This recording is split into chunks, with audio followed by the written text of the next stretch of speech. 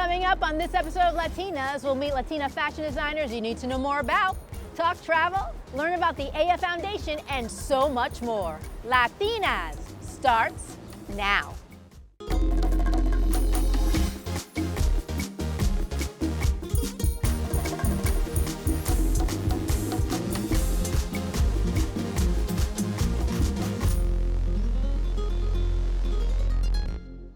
Welcome to Latinas, a show that's all about nosotras, created by nosotras. I'm Tinabeth Piña. Now, one thing I've always enjoyed about New York City, besides this great weather we're currently having, is that this city is one of the centers of the fashion world. And today, I'm in the Garment District, a neighborhood known for its role in the production and manufacturing of clothing since the early 20th century. No other city has that concentration of fashion businesses and talent in a single district. And correspondent Elena Romero met with two Latina designers creating fashion with a purpose. We need to start thinking about sustainability. We need to work with less resources and natural resources, things that come from the soil and then go back to the soil. Meet Ecuadorian designer Cindy Castro, a Latina leading the way in sustainable fashion, a global market expected to reach $33 billion by 2030. We have a lot of power, especially our community. We spend a lot of money, we have a lot of money power, and I think we need to rethink where we're putting those dollars. Why is sustainability so important? We are over-consuming. We are creating things without a purpose, and we were not being conscious with our planet.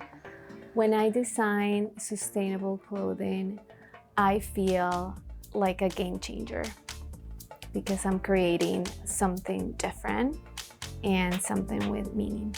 According to a new report by Coherent Market, 92 million tons of textile waste is produced annually.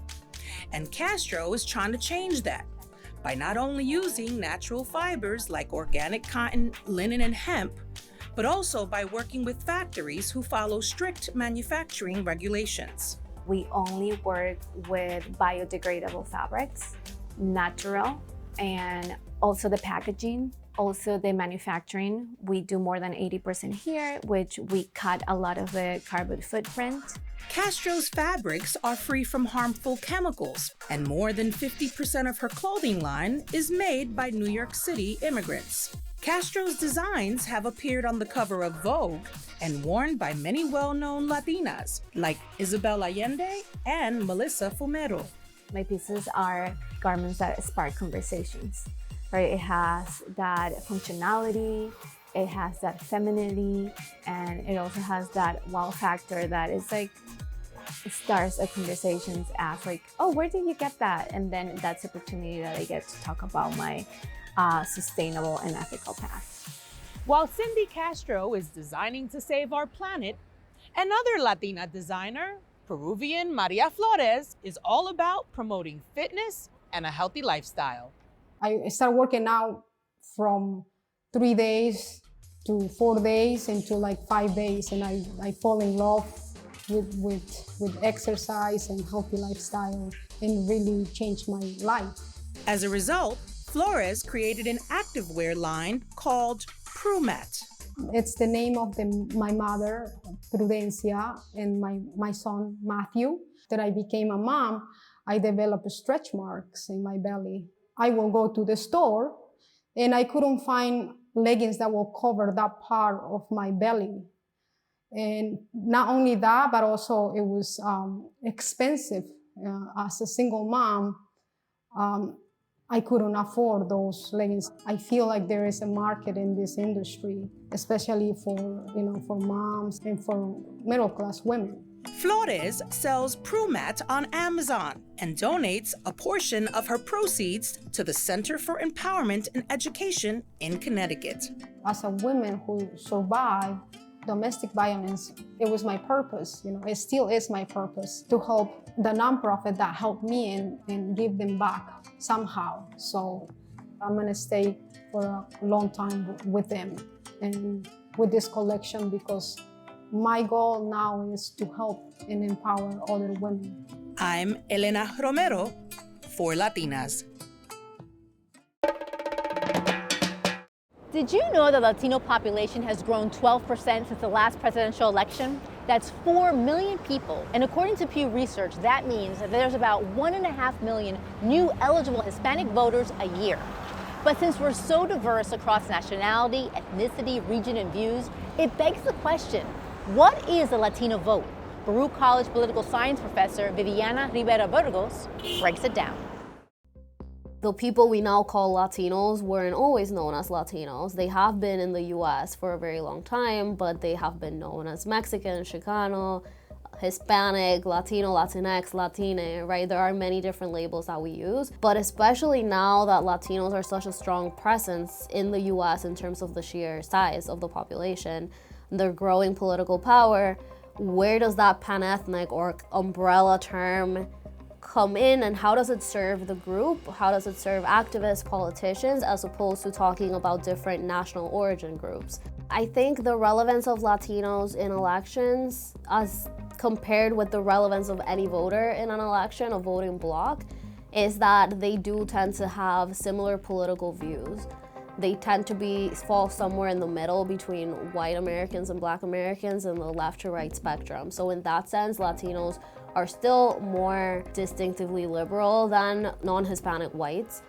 One problem with survey research is identifying some of these people who might not fill out the forms in the ways we expect them to.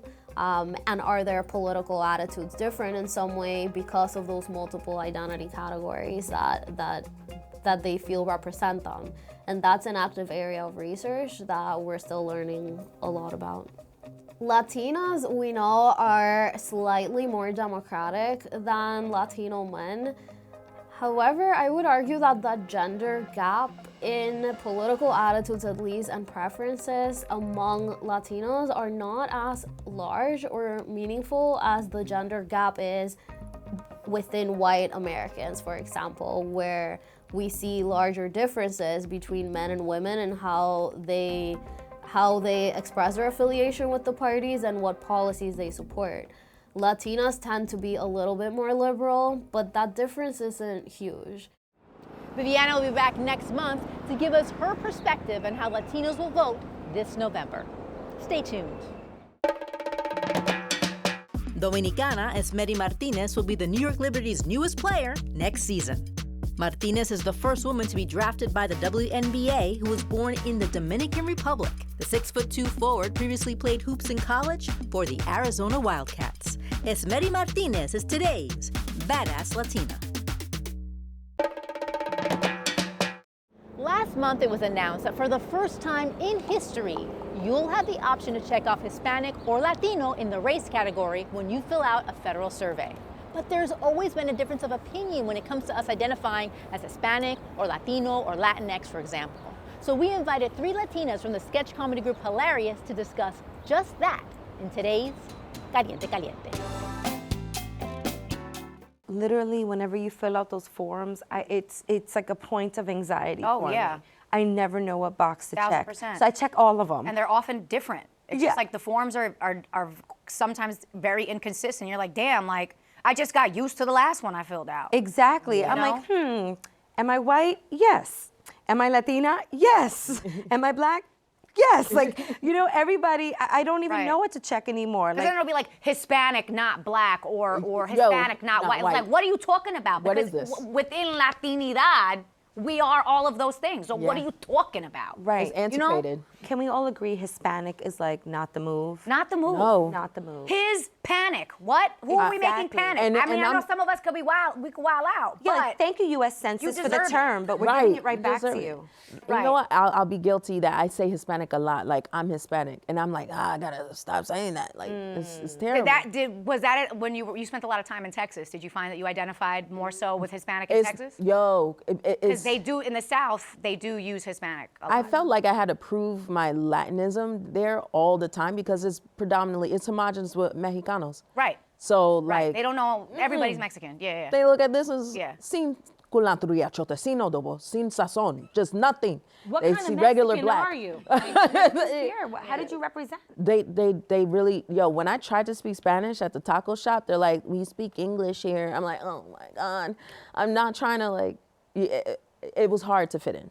it's such a conversation, though. Everyone It still is. asks the question. Yeah. The National Hispanic Media Coalition just came out with this media guide where they also present like how to be labeled Latino, Latina, Latinx, and people also need to understand the definitions. Like all the terms are different. So they'll come out with something new in another year or two. I choose to not participate in these conversations. Like I identify as Latina, but talk amongst yourselves. Let me know what you figure out, because there's no right answer, really. At the end of the day, it's like, who is the term for? Who is the term for?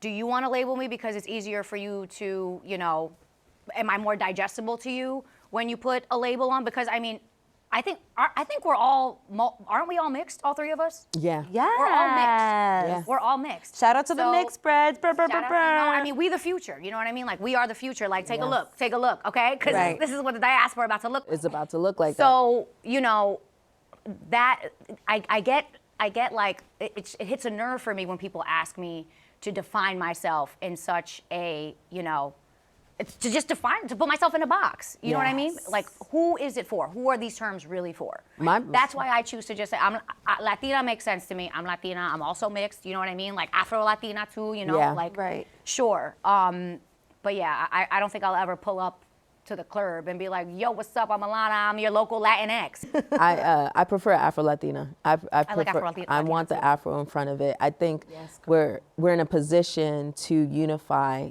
two cultures that just because we have another colonizer's language doesn't mean we're different. We all came from the same economic deprivation in a different style. And if we can see that, I think we can build more unification in that effort to fight for more rights, to fight for more economic mobility.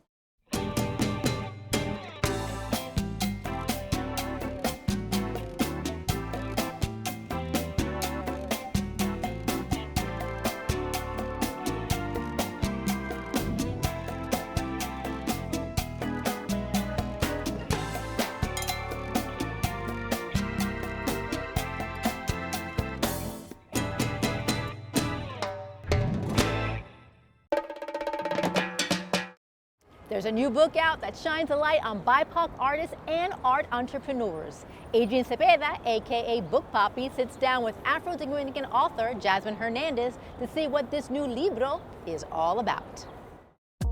How has your culture, being Dominicana, Afro-Dominican, affected your writing, your gallery, and all these things that you do, and creativity-wise? I want to celebrate us always. We should tell our own stories, not other folks.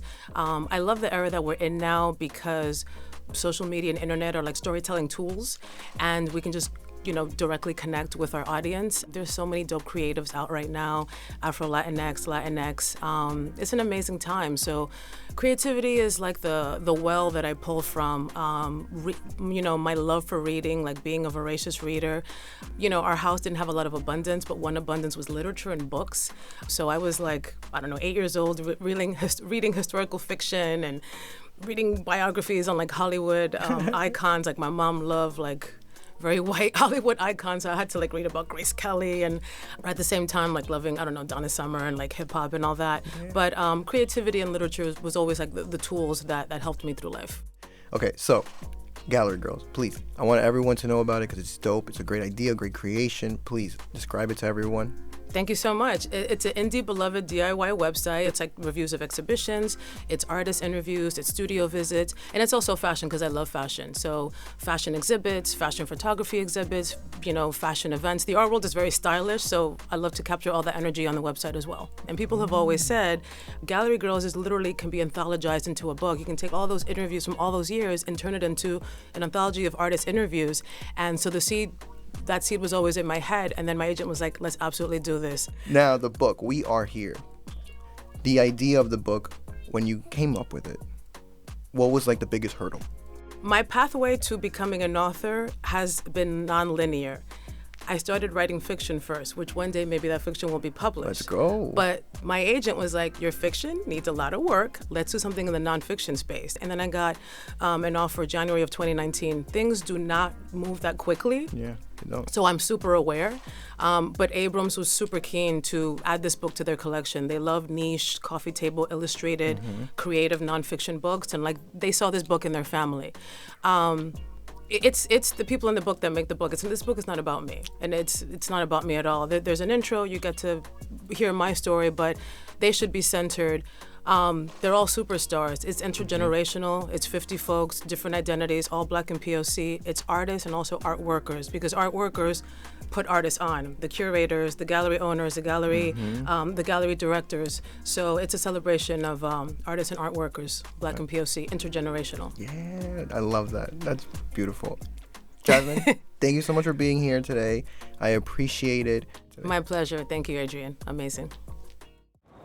To watch the entire interview between Book Papi and Jasmine, make sure you tune into Book It, only on CUNY TV.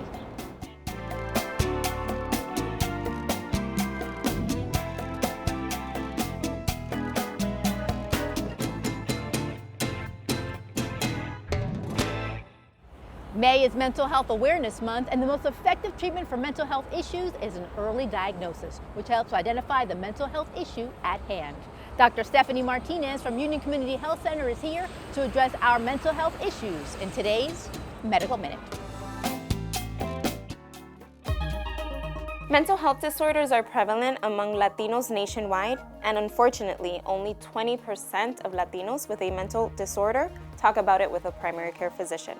And of those, only 10% pursue treatment from a mental health provider. Depression is one form of mental illness which makes you feel constantly sad or with a lack of interest in life. Some signs that may indicate that you may be depressed include a low mood for most of the day, especially in the morning. You feel tired or with a lack of energy to do anything. You feel worthless, you can't sleep, and you think about death often and even suicide. If 5 or more of these signs last for at least 2 weeks, you should speak to your doctor. Anxiety is another mental health condition. Although anxiety is a normal emotion and it's your brain's way of reacting to stress and alerting you of potential dangers ahead, anxiety disorders are different. They're a group of mental illnesses that cause constant and overwhelming anxiety and fear. Some of the common symptoms are panic, fear, uneasiness, tense muscles, sleeping problems, shortness of breath, heart palpitations, dizziness, and the inability to concentrate. If you experience any depression or anxiety symptoms, it's important to talk to your doctor and get the help you need. It's also important to note that no single treatment works because each patient has individual needs and treatments should address those specific needs and symptoms. Furthermore, medication should not be the primary or only source of treatment for a patient. Therapy is just as important.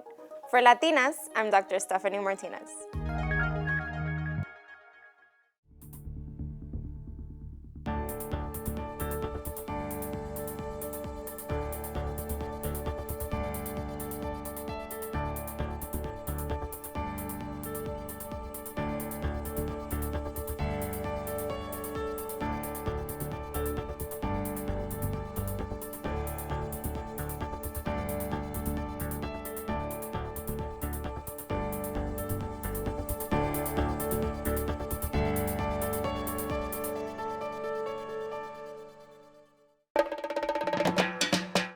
What do you do if you're traveling by yourself and you really want to explore an area at night? Travel expert Jen Ruiz is back with a few tips to help you do just that. I hate to think that my day is over when the sun sets, right? Or that I only have, like I Am Legend or something, and I only have daylight hours to explore a place, and then I'm relegated to my room for safety reasons. So for me, when I want to explore a place at night, what I'll do is I'll go out on a tour, like a walking tour, a historic tour, a pub crawl, something like that. But it'll already have a group of people with me. I'll already feel safe because there'll be a knowledgeable guide. And I normally do a lot of things myself, but for something like that where I can feel like I'm already acclimated, I'm already in a group, I'm already kind of safe, and I'm being taken around. Like I did this in the Netherlands, and I did a red light district walking tour, which I was really nervous to do. Red light district, there's a lot of sketchy stuff happening there. But I wanted to see it. I didn't want to go to Amsterdam and not see the red light district. So that was my introduction to it. I was nervous going at night, walking around by myself, but I took a walking tour and I learned so much. But that's, you know, the unique part of traveling, that you can really see and learn these things in different destinations. And if you're a solo traveler and you're scared of going to some place like the red light district or like, you know, the pub street at night because you're not sure what's going to happen, but you still want to have that experience because you know it's quintessential to the place that you're visiting, take a group tour. Pay the $40 to go out with a group of people and you'll feel so much better. You'll have an insight to all the best places that you can go and return to later. Maybe after the group you made friends and you guys want to go back to that place. But it's just a much safer way of doing that than going by yourself on these streets and like popping into places alone. It's a little sketchy that way.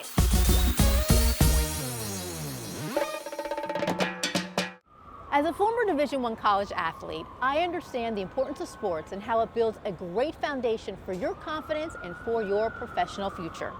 21-year-old college athlete Lilly Travieso realized that as well and decided to empower other Latina athletes through the ELLA Foundation. And that's why she's today's Latina on the Rise.